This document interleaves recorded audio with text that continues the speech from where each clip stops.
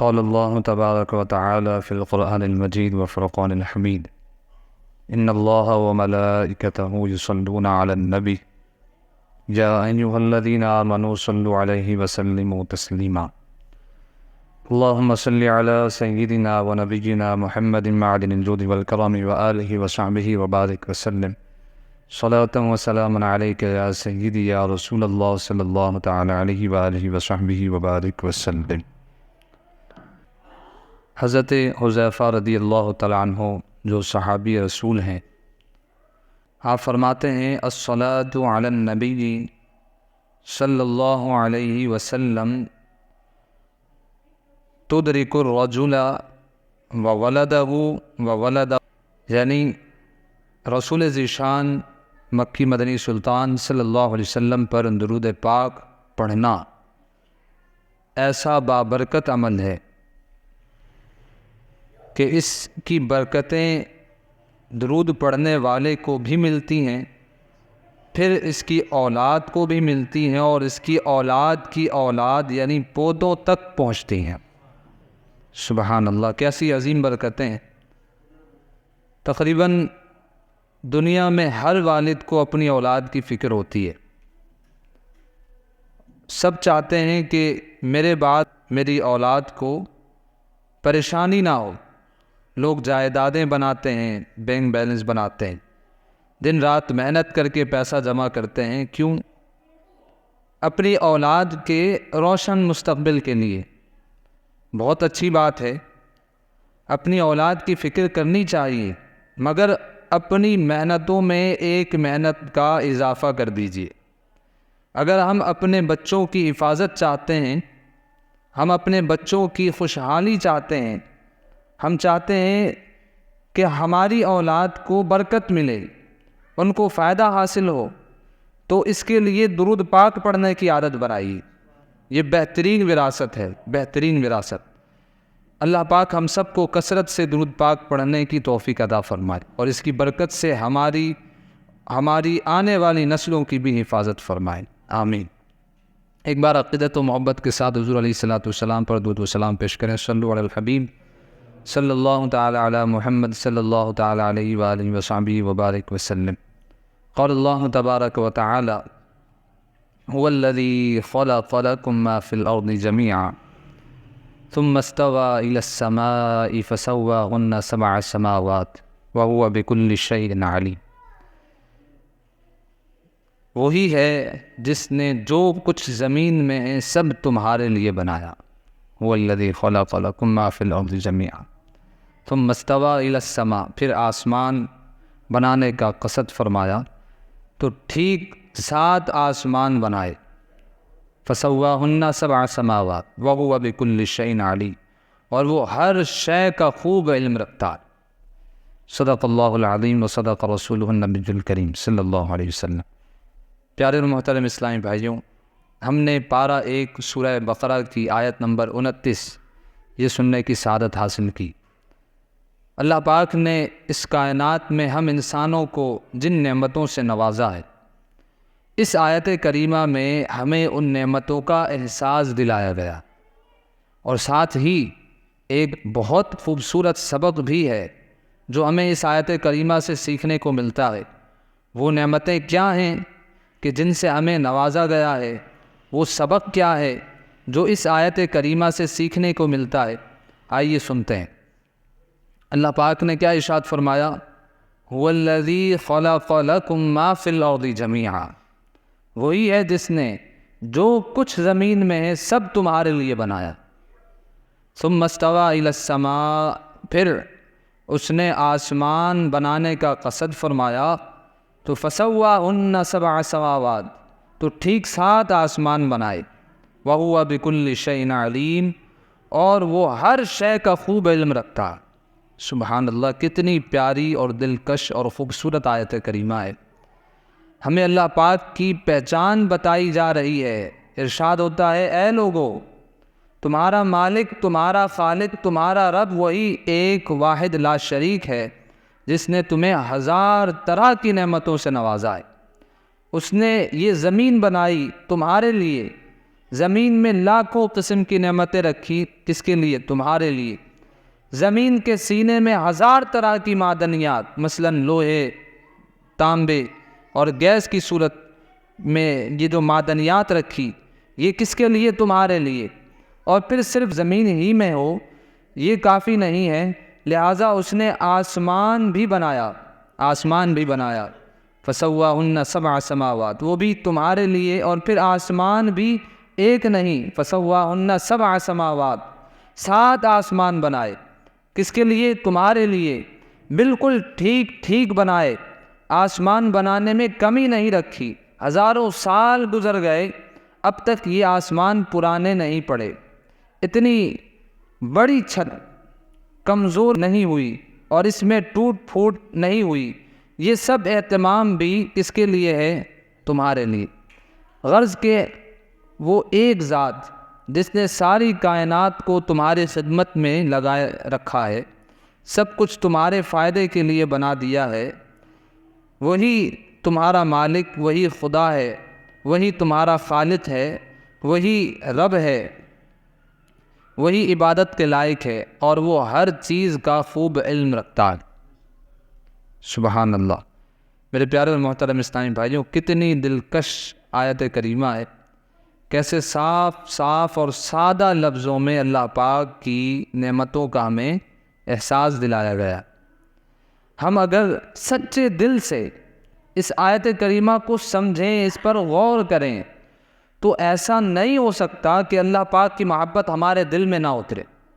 ذرا تصور تو باندھیں، وہ کیسا رحمان اور رحیم رب ہے، کیسا عظیم رب ہے کہ جس نے کائنات کے ذرے ذرے میں ہمارے لیے نفع بخشی، یعنی فائدہ پہنچانے کا پہلو رکھ دیا ہے۔ اب ذرا غور فرمائیے، یہ زمین ہمارے لیے پیدا کی گئی، آسمان جو ہے وہ ہمارے لیے بنایا گیا، اور تصور کیجیے اللہ پاک نے زمین کو فرش کی صورت میں بچھا ہوا بنایا ہے۔ اگر یہ دیوار کی طرح کھڑی حالت میں ہوتی، ہم اس پر کس طرح رہ پاتے؟ ذرا تصور کیجیے، اللہ پاک نے زمین کو نرم بنایا۔ اگر آپ کو کبھی پہاڑ پر چڑھنے کا اتفاق ہوا ہو تو اندازہ ہوگا کہ پہاڑ پر چلنا کتنا دشوار ہوتا ہے، پاؤں تھک جاتے ہیں، پیروں کے تلووں میں درد ہونے لگ جاتا۔ تو قربان جائیے، اللہ پاک نے زمین کو پہاڑ کی طرح سخت نہیں بنایا بلکہ نرم رکھا ہے تاکہ ہم اس پر آسانی سے چل پھر سکیں۔ اللہ پاک نے اس زمین کو ماں کی طرح بنایا، اس میں پرورش کی صلاحیت رکھی گئی ہے۔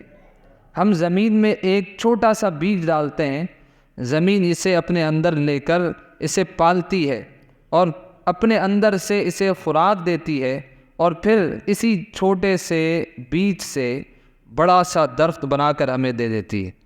اللہ پاک فرماتا ہے وَأَنبَتْنَا فِيهَا مِن كُلِّ شَيْءٍ مَوْزُونٍ، اور ہم نے اس میں ہر چیز ایک معین اندازے سے اگائی۔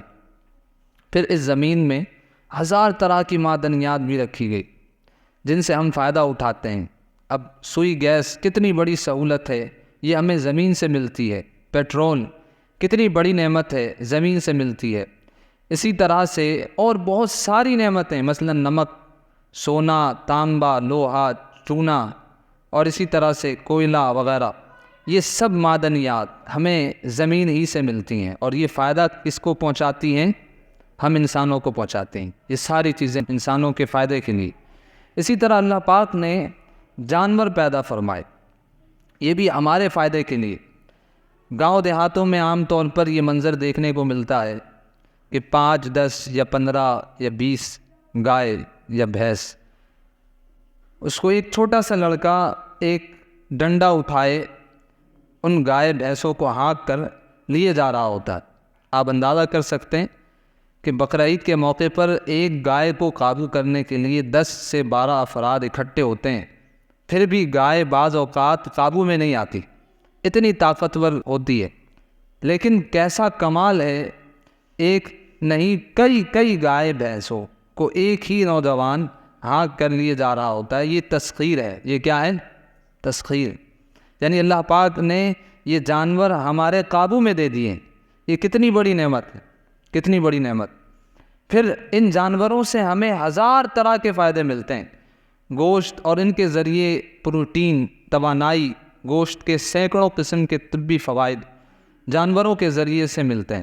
دودھ، دہی، مکھن، پنیر، آئس کریم وغیرہ ساری ڈیری جو پروڈکٹس ہیں جانوروں سے جو ہمیں حاصل ہوتی ہیں انہی کے بدولت۔ پھر ہمارے جوتے، بہت سارے لباس، بالخصوص سردیوں کے پہناوے، مثلاً سویٹر ہے، جرسی، جیکٹ جو چمڑے سے بنائے جاتے ہیں، تو یہ بھی جانوروں سے ملتے ہیں۔ اب ان جانوروں کے اور کیا کیا فائدے ہیں، آئیے سنیے، اللہ پاک نے ان کے فائدے بھی بیان فرمائے۔ اللہ پاک فرماتا ہے وَالْأَنْعَامَ خَلَقَهَا، اور اس نے جانور پیدا کیے، کس کے لیے؟ لَكُمْ فِيهَا دِفْءٌ وَمَنَافِعُ وَمِنْهَا تَأْكُلُونَ، اللہ اکبر۔ ان میں تمہارے لیے گرم لباس اور بہت سے فائدے ہیں۔ وَلَكُمْ فِيهَا جَمَالٌ حِينَ تُرِيحُونَ وَحِينَ تَسْرَحُونَ، اور ان سے تم غذا بھی کھاتے ہو اور تمہارے لیے ان میں زینت ہے جب تم انہیں شام کو واپس لاتے ہو۔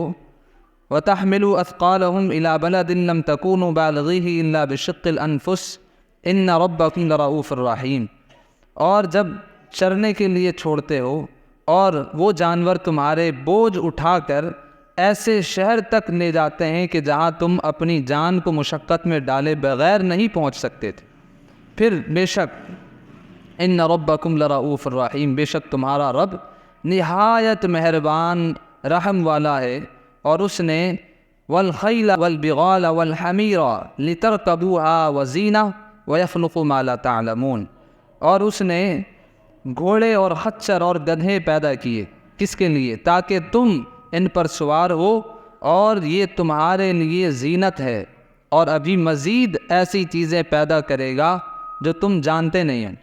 سبحان اللہ، یہ اللہ پاک کی کمال حکمت، کمال قدرت اور کمال شفقت اور مہربانی ہم انسانوں پر ہے۔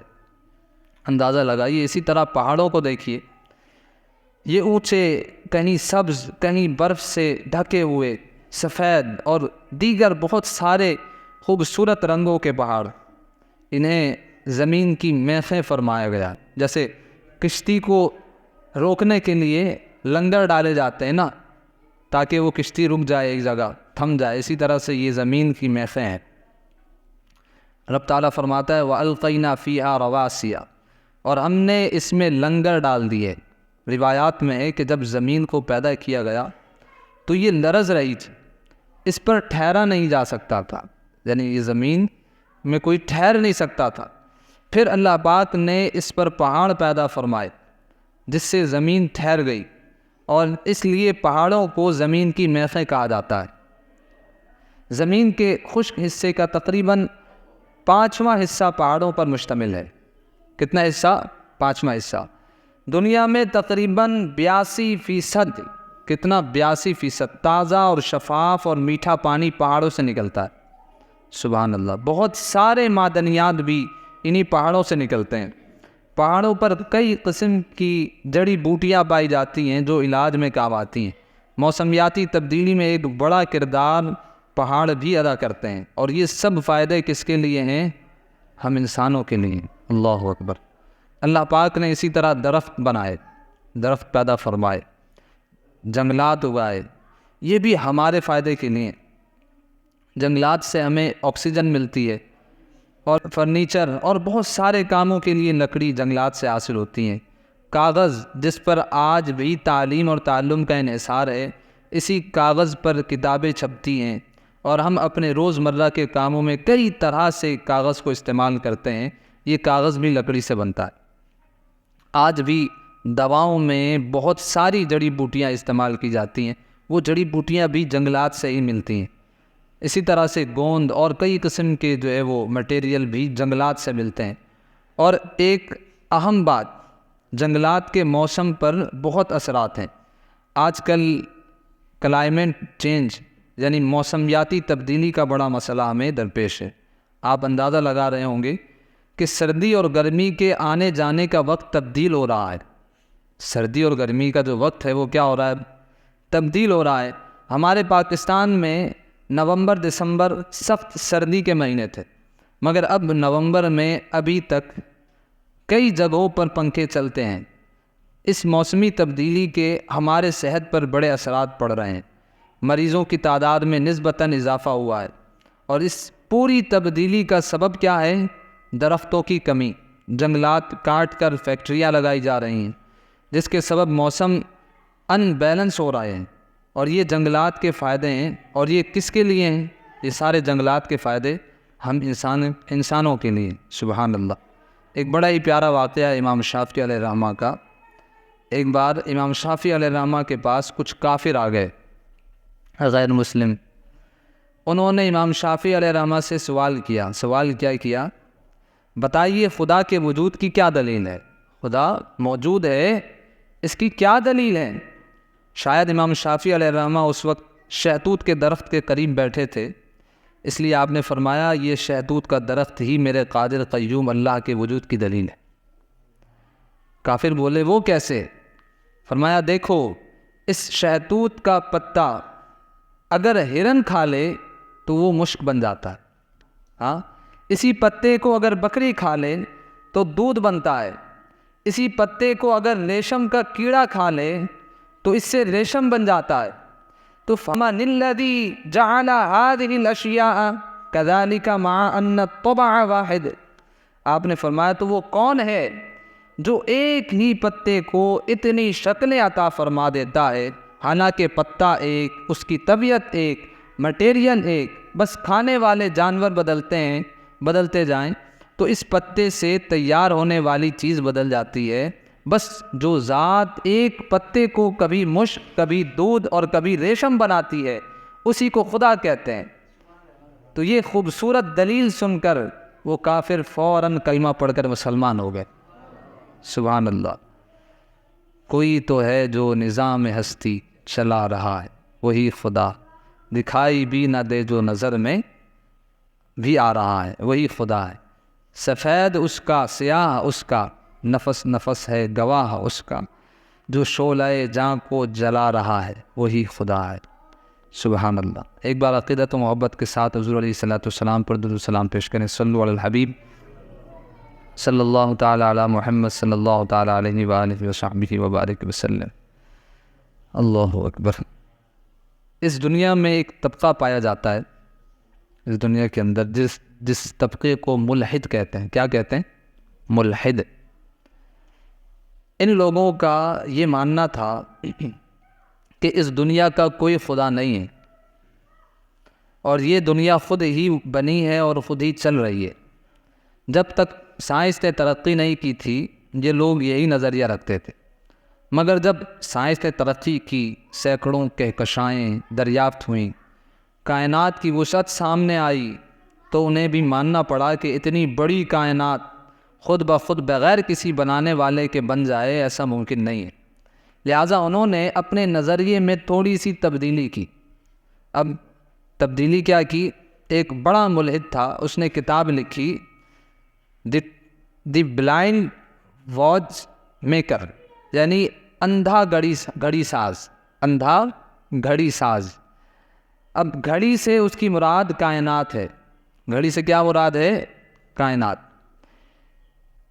یعنی اب انہوں نے یہ نظریہ بنا لیا کہ کائنات کو بنانے والا تو ہے، مگر وہ کوئی حی اور قیوم ہستی نہیں ہے، بلکہ کچھ اصول اور ضوابط ہیں جن کے سبب کائنات بن گئی اور چلتی جا رہی۔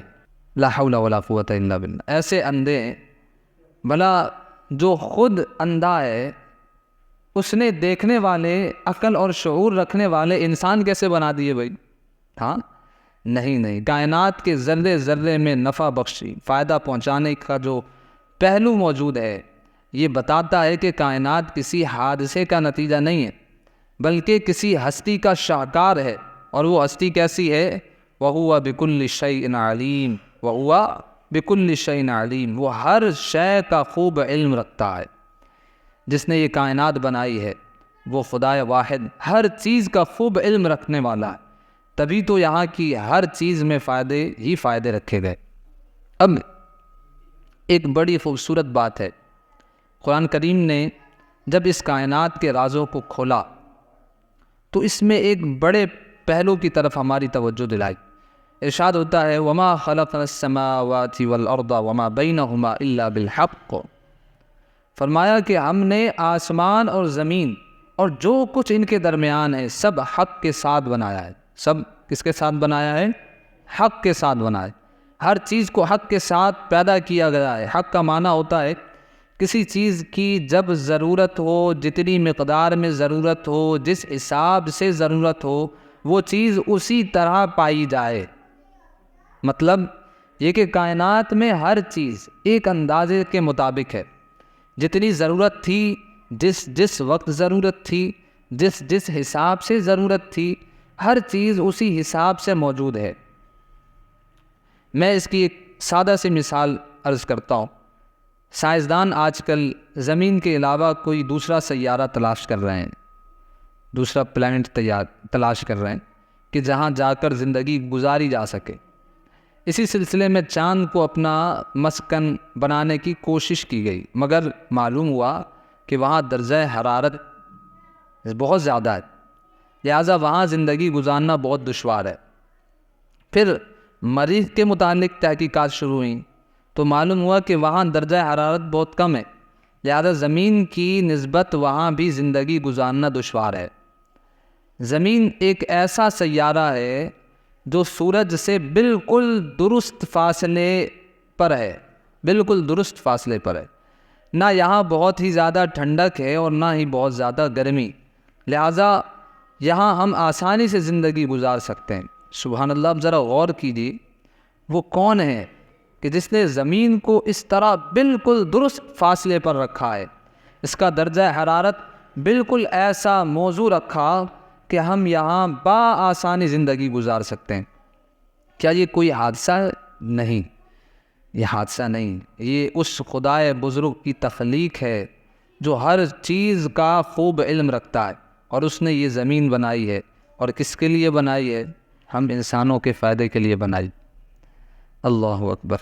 اللہ پاک نے فرمایا هو الذی خلق لکم ما فی الارض جمیعا، اور وہی ہے جس نے جو کچھ زمین میں ہے سب تمہارے لیے بنایا۔ یہ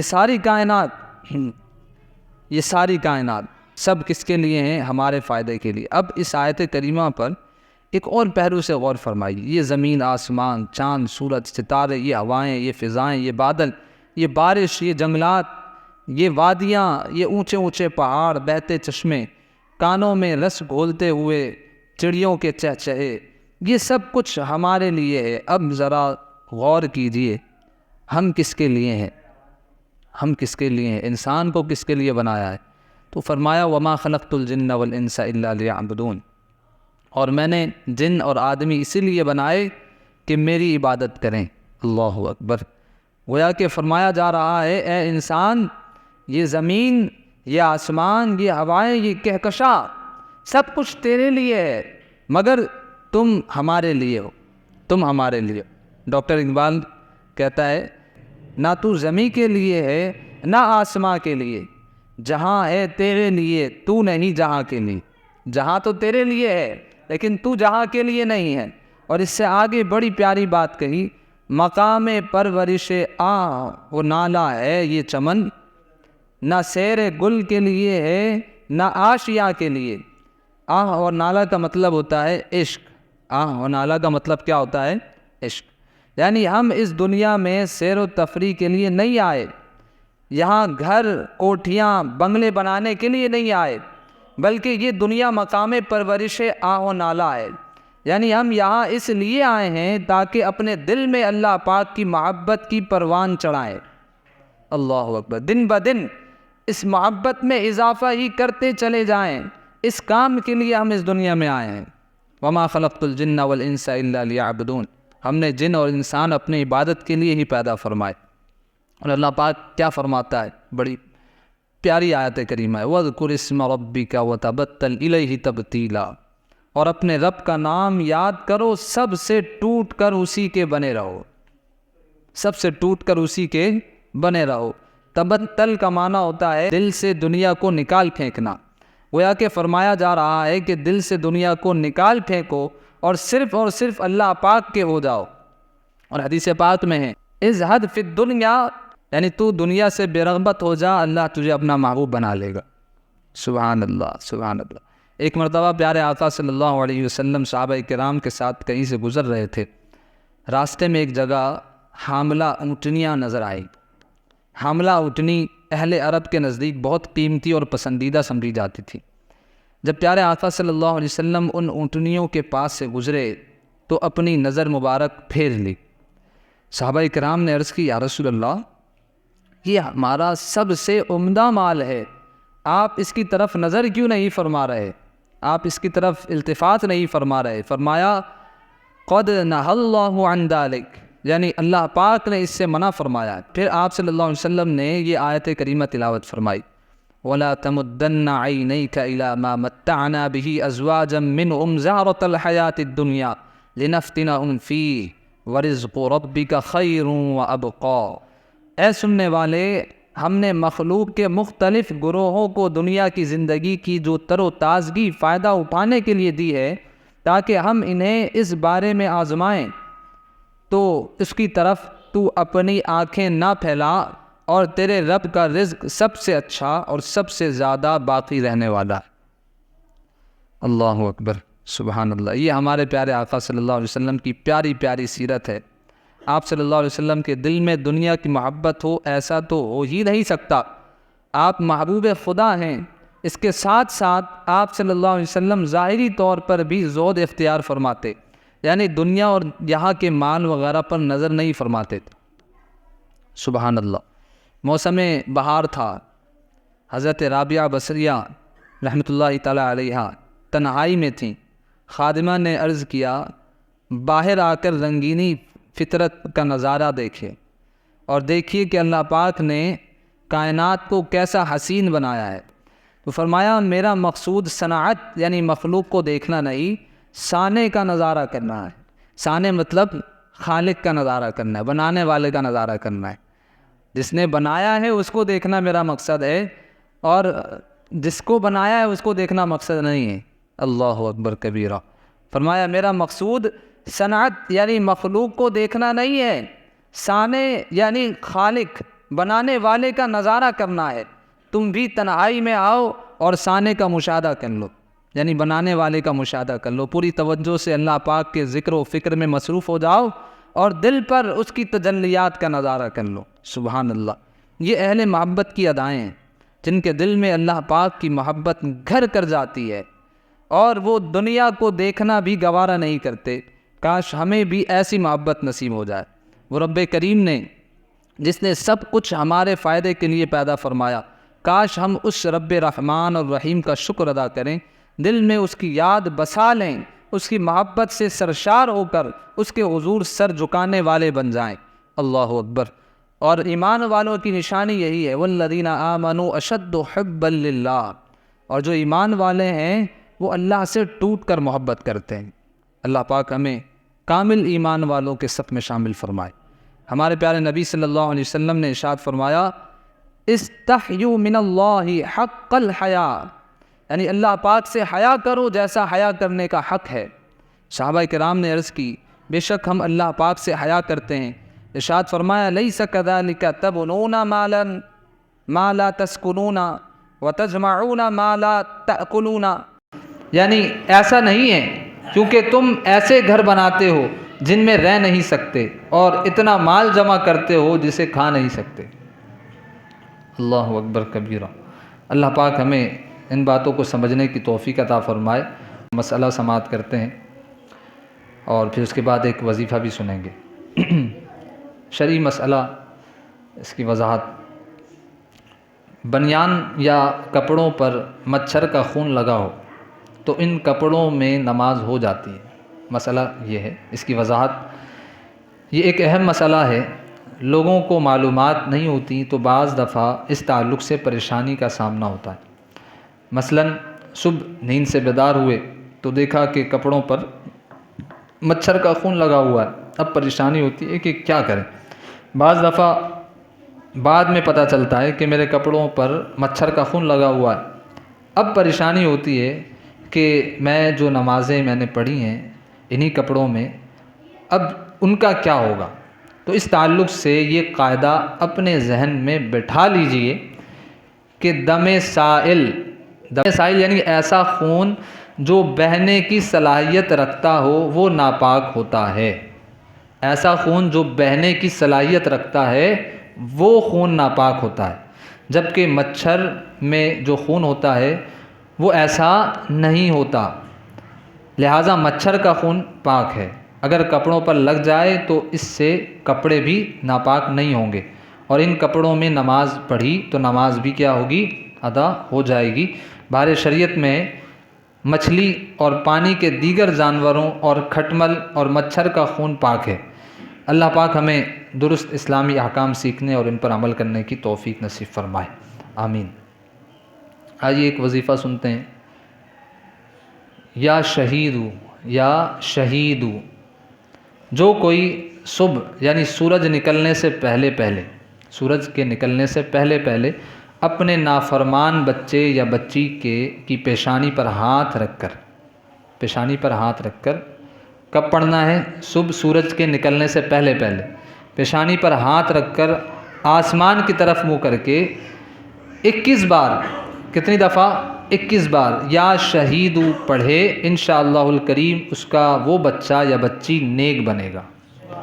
اللہ پاک ہمیں عمل کی توفیق عطا فرمائے، آمین. بجاہ